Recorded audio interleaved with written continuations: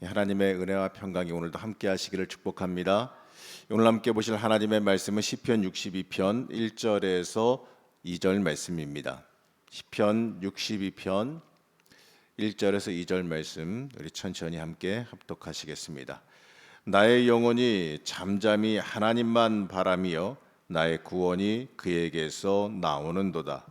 오직 그만이 나의 반석이시요 나의 구원이시요 나의 요새이시니 내가 크게 흔들리지 아니하리로다. 아멘. 오늘도 하나님의 은혜와 평강, 하나님의 사랑이 충만하기를 축복합니다. 시편 62편은 어제 봤던 시편 61편과 마찬가지로 이 다윗이 이 압살롬의 반역 때 지은 시편 중에 하나입니다. 이 다윗이 압살롬의 반란이 굉장히 큰 충격이었던 거고 또 그때 당시에 정말 큰 어려움이었던 것 같은 게 이 압살롬 반역 때 지은 시편이 참 많이 있어요. 그걸 봐도 자식이 아버지를 죽이려고 들고 또 아버지의 왕권을 뺏으려고 반란을 일으킨 게 얼마나 큰 일인지를 다시 한번 볼 수 있게 됩니다. 자, 그러다 보니까요, 이 다윗은 이 큰 고난과 시련을 겪는 중에 우리가 어떻게 해야 되는가? 다윗은 무작정 그 고난과 어려움 중에서 좌절하거나 낭망하거나 불평불만한 것이 아니라 이 그 고난을 통하여서 하나님이 주시는 은혜가 무엇인지, 그 고난에 어떻게 이겨 나가야 되는지, 고난 중에 누구를 의지해야 될지 이것을 명확하게 잘 알았습니다. 그래서 이 시편을 지으면서 이 고난 중에 가져야 되는 바른 신앙과 믿음이 무엇인지를 우리에게 알게 해줍니다. 하나님께서 우리의 구원 되신다. 이러한 온전한 고백이 우리에게 있어야지요. 조금 전에 읽었던 1절에서 2절 제가 다시 한번 읽어보면 이렇습니다. 나의 영혼이 잠잠히 하나님만 바라며 나의 구원이 그에게서 나오는도다. 오직 그만이 나의 반석이시요 나의 구원이시요 나의 요새이시니 내가 크게 흔들리지 아니하리로다. 이게 우리가 복음성가로도 이게 잘 알려져 있는 귀한 말씀이지요. 그냥 읽기만 해도 우리에게 위로가 되고 힘이 되어주는 말씀입니다. 62편은 이 구조적으로 전반부 후반부로 나눌 수가 있는데 이 전반부는 이 고난 중에 하나님을 향한 우리가 어떠한 신뢰를 가져야 되는가, 이 다윗이 고난 중에 하나님을 어떻게 신뢰하는가에 대해서 다루고 있고요. 그리고 후반부는 하나님을 신뢰하는 것에 대한 교훈, 그러니까 하나님을 신뢰하는 게 우리에게 무엇의 유익이 되는가, 왜 하나님을 신뢰해야 되는가, 여기에 대한 내용을 다루고 있습니다. 처음 이 고백 1절에서 2절의 고백은 하나님 신뢰하는 내용을 담고 있어요. 1절에서 하나님만 이렇게 말하죠. 2절에서는 또 오직이라는 말로 이 믿음의 대상을 한정합니다. 이 오직 이 말을 원문으로 한번 찾아보니까 단순히 오직 그럼에도 이러한 뜻도 가지고 있지만 그걸 넘어서서요, 다른 사람과 다른 주장이나 생각을 가진다라는 뜻도 함께 품고 있습니다. 그러면 이것을 다시 한번 정리해서 해석해 보게 되면 이렇게 해석할 수가 있는데, 오직 하나님만 의지한다 이 말이 다른 사람은 그렇게 생각하지 않을지라도 나는 하나님만 의지한다 이렇게 해석할 수가 있습니다. 이 다윗이 처한 그 상황이 너무나도 힘들고 어렵고 어떻게 보게 되면은 납득하기 어려운 상황이다 보니까 인간적으로 세상적인 관점으로 주변의 사람들마저도 야 너는 틀렸다, 하나님이 너 버리신 거야, 이 위기 너는 이겨나갈 수가 없어라고 틀렸어라고 생각하는 상황이라는 거죠. 그래서 그럼에도 불구하고 그러나 세상 사람들이 뭐라 할지라도 나는 하나님 온전히 의지하겠다라고 다윗은 고백하고 있는 겁니다. 그래서 하나님만 의지한다는 고백이 나오기 힘든 상황 속에서도 다윗은 그러한 상황 속에서도 나는 오직 하나님만, 그래도 나는 오직 하나님만 이렇게 외치면서 하나님 의지했다라고 다윗은 고백하는 거예요. 그리고 또 잠잠히 이렇게 말하죠. 잠잠히 하나님만 바라라 이렇게 말하는데 이거는요, 조용히 하나님만 바라고 기다린다는 의미로 볼 수 있습니다. 바로 구원이 하나님에게서만 나오기 때문에 그래요. 이게 무슨 얘기냐면 위기 상황에 내 마음이 번잡하여서 살기 위해서 이리저리 난리치지 말라는 거예요. 위기 상황 속에서 사람의 생각이 앞서고 인간적인 어떻게 보게 되면 그 다급함이 앞서게 되면 세상으로 갔다가 여기 갔다가 저기 갔다가 중심을 못 잡고 난리만 떤다는 거죠. 근데 우리가 위기 상황 속에 구원은 어디서 나옵니까? 오직 하나님에게서만 나오거든요. 그렇기 때문에 잠잠히 우리가 바라봐야 될 게 뭐냐, 세상 소리, 세상 사람 다 우선 내려놓고 가장 중요한 건 우리의 구원이 나오는 하나님만 바라보면서 하나님께 집중해야 한다는 소리예요. 이 다윗 하면 대표적으로 떠오르는 게 뭡니까? 하나님에 대한 절대적인 신뢰 아니겠습니까? 이 하나님을 끝까지 믿고 의지했기 때문에 이 하나님 중심으로 하나님 우선으로 인생을 생각하며 살아갔기 때문에 이 다윗이 그렇게까지 하나님께서 높이시고 지키시며 건지셨던 거 아니겠습니까? 바로 다윗의 이러한 모습을 우리 이 땅 살아가면서 본받아 살아갈 수 있어야 됩니다. 그리고 다시 이 오직이란 말을 사용해서 하나님만이 오직 하나님만이 내 반석이자 내 구원이시자 내 요새가 되어 주신다 이렇게 고백하지요. 바로 하나님을 얼마나 신뢰하는지에 대한 근거가 거기 있다라는 거예요. 이 반석은 대적이 도달할 수 없을 정도로 높은 바위, 바로 다윗이 피해야 될 그 자리입니다. 그리고 요새는요 언덕이 높은 곳에 세운 견고한 성이기 때문에 이 대적을 방어하면서 맞서 싸울 수 있는 곳을 뜻합니다. 이 다윗의 고백은요 하나님만 전적으로 의지하는 사람은 어떠한 상황이 오더라도 당장 물론 두렵고 힘들고 어려운 마음이 들 수 있지만 결론적으로 좌절하거나 낙담하지 않고 흔들리지 않을 수 있다라고 하는 고백이에요. 눈앞에 볼 때는요 우리를 집어삼킬 것 같고 무너뜨릴 것 같이 보입니다. 큰 좌절이 있을 만큼 어려운 일이 보입니다. 이 다윗의 상황 보십시오. 아들이 반란을 일으켜서 자신의 그 신복들과 반란을 일으켜서 자신을 죽이려고 들잖아요. 그리고 먼 곳으로 도망가서 숨어 있는데 그곳까지 다른 것 다 제압하고 그곳까지 와서 자신을 죽이려고 전쟁을 일으키려고 하지 않습니까? 어떻게 되면은 숫자적으로도 열세요, 무기로도 열세요. 이건 이기기 어려운 상황이거든요. 아무리 다윗이 역전의 용사라고 하지만 이미 나이가 많아요. 나가서 싸울 수 있는 상황도 아니에요. 이런 어려운 상황 그런 상황 속에서도요. 어떻게 보게 되면 남들은 야 이제 너는 끝났다 어렵다라고 하는 그 상황 속에서도 다윗은 흔들리지 않았어요. 왜냐하면 하나님께서 내 힘과 내 편 되심을 잘 알았기 때문에 하나님께서 내 피할 바위와 요새 되심을 알았기 때문에 그래요. 그렇게 하나님 의지했을 때 세상적으로 분리해도 우리가 알고 있는 결론은 다 잘 알지 않습니까? 결국에는 그 반란은 제압되어지고 다윗은 다시 다윗 성으로 복귀하게 됩니다. 이게 하나님께서 그렇게 결론적으로 지켜주신다는 거예요. 우리 인생 뒤에 때때로 위기를 만나죠. 어려움 만나죠. 그 상황에서 나는 흔들리고 어떻게 되면은 마음속에 번잡한 마음이 들어요. 이제 끝인가? 이제 안 되는가? 무너졌는가? 이러한 생각이 들지만 그러나 그 상황 속에서도 끝까지 하나님 의지하고 내 반석이요 요새 대신 하나님 의지하고 달려나가면 결론적으로는요. 하나님께서 다시 회복시키시고 더 견고하게 만들어 주시는 은혜를 허락해 주신다라는 겁니다. 재밌는 건 3절에서 이렇게 말해요. 대적들에게 이렇게 물어봅니다. 넘어지는 담과 흔들리는 울타리 같이 사람을 죽이려고 너희가 일제히 공격하기를 언제까지 하렸느냐. 자 여기서 이 언제까지란 말은 이제 너무 힘들다란 얘기예요. 너무 힘든 상황에 도달했어요. 언제까지 니들 그럴래? 너무 힘들다 이 얘기입니다. 이 극심한 상황에서 외치는 절규의 외침이기도 해요. 그리고 나서 또 이런 것도 있죠. 이제 더 이상 하나님이 가만히 안 있을 거야. 이런 의미도 있습니다. 내가 결코 흔들리지 않겠다라고 고백했지만 상황은 쓰러질 정도로 극심한 상황까지 몰렸다라는 걸 보여주는 거예요. 또 이제 4절에서는 대적들이 어떠한 짓을 하는지까지 나오는데 거짓말로 모든 것을 공격한다 그럽니다. 높은 것을 밀어내려는 것 바로 다윗의 사회적인 지위를 망가뜨리려는 의도죠. 어떠한 방법으로라도 다 수단과 방법을 가리지 않고 공격해 왔다라는 거예요. 어쨌든 간에 우리를 공격하는 대적들은요. 이 수단과 방법을 가리지 않고 우리를 공격해 와요. 우리가 그런 것에 흔들리면 안 된다라는 거예요. 어찌됐든 간에 이 다윗을 파멸시키고 목숨까지 노리는 계획이라는 거죠. 또한 대적들이 이 묘사하는 내용을 보게 되면 겉으로는 축복하는 것처럼 보이지만 속으로는 저주한다 이렇게 말합니다. 이거는 겉으로는 내 편인 줄 알았는데 나중엔 반대로 이 적이라는 것을 알게 된다는 사실과도 같지요.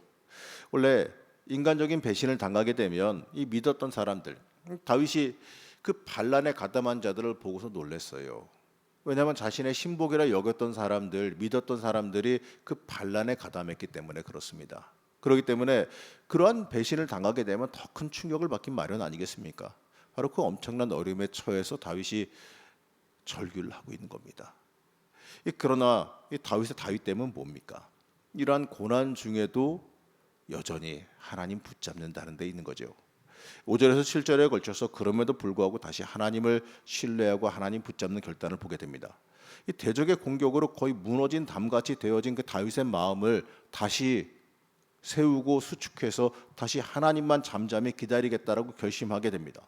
다시 한번 고백하기를, 하나님께로부터 내 인생의 소망이 나오기 때문에 그래요. 인생의 구원이 하나님에게서부터 나오기 때문에 그렇습니다. 그렇기 때문에 소망을 하나님께 다시 한번 두는 겁니다.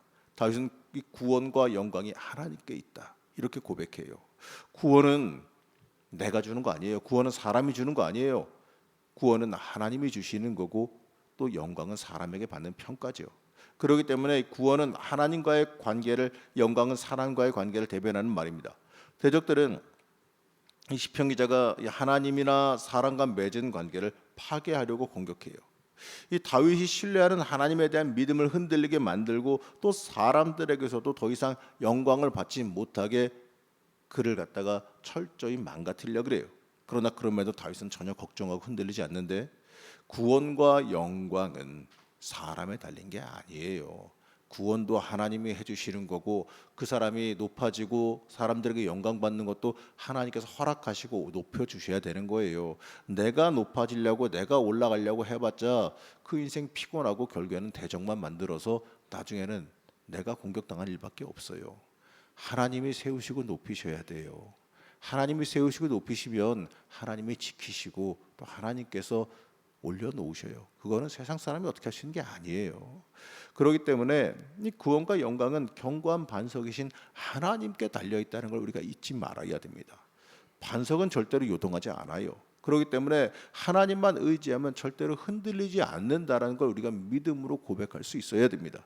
그래서 다윗은 자신의 피난처를 반석이신 하나님께 둔다, 이렇게 고백합니다. 여러분, 사람은 흔들려도 반석이신 하나님은 절대로 흔들리지 않음을 믿으시기 바랍니다. 이제 후반부를 보게 되면 하나님을 신뢰하는 것이 얼마나 좋은 일인지에 대해서 우리에게 알려줍니다. 백성들에 대한 권고문으로 시작하는데, 언제나 이 다윗의 권고문은 하나님을 의지하라, 이거죠. 8절 말씀 함께 보시겠습니다.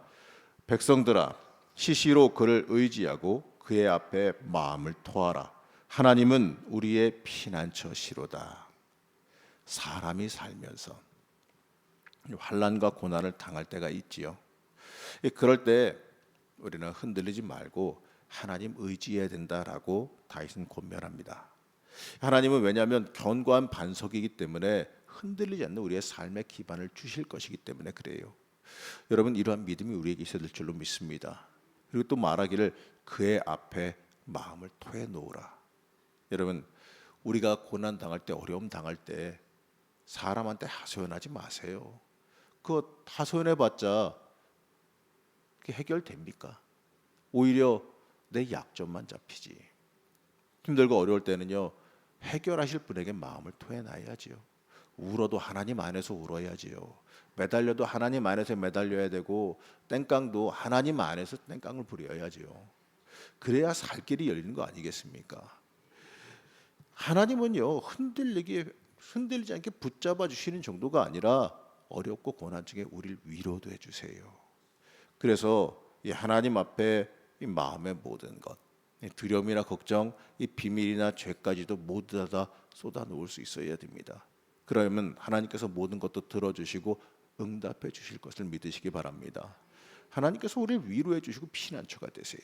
그렇기 때문에 우리가 환난을 당했을 때 다른 것 의지할 것이 아니라 하나님께 피난처를 찾아야 된다고 알려주는 거 아니겠습니까? 자, 9절 말씀 보게 되면 사람을 의지하는 게 얼마나 무가치한지를 볼 수 있어요. 우리 9절 말씀 함께 보시겠습니다. 아, 슬프도다. 사람은 입김이며 인생도 속임수니 저울에 달면 그들은 입김보다 가벼우리로다. 여러분, 사람 의지하는 게 이렇게 헛되요. 사람은 허무하고 덧없는 존재이기 때문에 사람 의지하면 결국엔 거짓된 경험을 하게 됩니다. 이 사람은 저울에 달면 이 저울대가 이 땅에 곤두박질 치듯이 가볍기 때문에 아무런 무게가 느껴지지 않는다는 거예요. 여러분, 입김에 무슨 무게가 있어요? 눈엔 보일지는 몰라도 아무런 무게도 없어요. 무가치예요. 그렇기 때문에 하나님 앞에서 이 사람 의지하는 거요, 아무런 가치가 없다라는 걸 잊지 말아야 돼요. 사람은 허무하고 덧없는 존재이기 때문에 자기의 힘을 의지하거나 무가치한 행동을 우리가 할 필요가 없다라는 거예요. 바로 이걸 이렇게 표현하시는데, 포악을 의지하지 말라, 이렇게 표현합니다. 연약한 사람들 압제하거나 착취해서 자신의 삶 윤택하게 하지 말라는 의미도 있습니다. 사람은 입김처럼 헛되고 무가치하죠. 사람은 입김이며 인생도 속임수니, 이렇게 구절에서 말씀했습니다. 그렇기 때문에 심지어 우연히 재산이 늘더라도 거기에 마음 두지 말라는 거예요. 사람의 이 허무한 것을 의지할 것이 아니라는 거예요. 흔들리지 말라는 거예요. 우리가 가장 안타까운 게 뭐냐면, 신앙생활 잘하고 하나님 앞에 열심히 잘하다가 복 받아서 하나님께서 물질에 복 주셨더니 그 물질에 눈이 돌아가 가지고 하나님 떠나가는 사람들도 있다는 거예요. 그게 참 안타까운 거예요. 여러분, 중요한 거는 사람은요, 하나님께서 물질을 주시던 뭘 주시던 흔들리지 말아야 돼요. 그래야 그 사람이 더 큰 복을 받을 자격이 있는 거예요. 여러분, 그렇기 때문에 하나님만 의지하면 어떠한 게 오더라도 요동하지 않습니다. 중심이 흔들리지 않아야 돼요. 우리는 중심이 흔들리지 않아야 우리가 하나님 앞에 더 크게 쓰임 받을 수 있는 겁니다. 오늘 말씀의 마지막에 다윗은 이렇게 말하죠. 권능은 하나님께 속하였다. 잊지 마시기 바랍니다. 하나님께서 모든 걸 주관하세요. 가장 중요한 건 하나님 의지하느냐, 사람 의지하느냐, 이게 우리의 인생을 결정합니다. 사랑하는 우리 성도 여러분, 모든 구원은 하나님께 달려 있습니다. 그 하나님만 흔들리지 않고 믿고 의지할 수 있어야 돼요. 우리가 말로는 다들 알죠. 내용은 다들 압니다. 하지만 중요한 건 뭐냐? 위기의 상황을 만났을 때도 우리가 그 내용을 끝까지 아는 그 믿음으로 지키느냐 아니냐예요. 몰라서는 아니지 않습니까? 우리가 다 알지 않습니까? 그러나 위기의 상황이 되면, 참 희한하게도 말이죠, 고난 만나고 위기의 상황이 되면 잘 알고 있으면서도 까먹어. 왜냐하면 그 고난이 내 마음을 번잡하게 만들기 때문에 그래요. 그러나 오늘 다윗이 말하죠. 잠잠히 하나님만 바라라. 고난과 어려움 중에도 우리가 봐야 될 거는 우리의 마음 다 정리해 놔야 돼요. 고난과 어려움 중에 뭐 세상 것들이 해결할 수 있어요? 그 고난과 어려움? 아니잖아요. 그러니까 사람 의지하지 말고 고난과 어려움 중에는 하나님만 바라봐야 돼요. 그러면 하나님께서 지혜도 주시고 사람도 붙여주시고 길도 열어주시고 정리하면서 해결해 주시는 은혜를 우리가 경험하게 될 줄로 믿습니다. 그렇기 때문에 하나님 전적으로 의지하면 하나님께서 해결해 주신다. 이거 하나만 우리가 끝까지 붙잡아도 됩니다. 다윗이 그거 하나 붙잡고 하나님께 쓰임 받았다는 거 잊지 마시고, 우리도 하나님 온전히 붙잡고 하나님 앞에 하나님만 의지하면서 쓰임 받는 귀한 복된 은혜 여러분도 받아 누리시기를 이 시간 간절히 축복합니다. 오늘 시간 기도할 때에도 하나님 온전히 의지하시는 시간 되시기를 바랍니다. 잠시 기도하겠습니다. 우리의 반석이시여 구원 되신 하나님, 우리 어려운 중에도 하나님만 의지하기를 원합니다. 세상 의지하면 오히려 거짓을 경험하게 된다는 그 말씀을 깊이 마음에 새겨봅니다. 하나님, 하나님의 사람으로 우리가 굳건히 서서 이 땅을 온전히 승리하며 살아갈 수 있게 허락하여 주시옵소서. 오늘도 하나님 의지할 때 응답과 역사가 있기를 소원하며 거룩하신 예수님의 이름으로 간절히 기도드렸습니다. 아멘.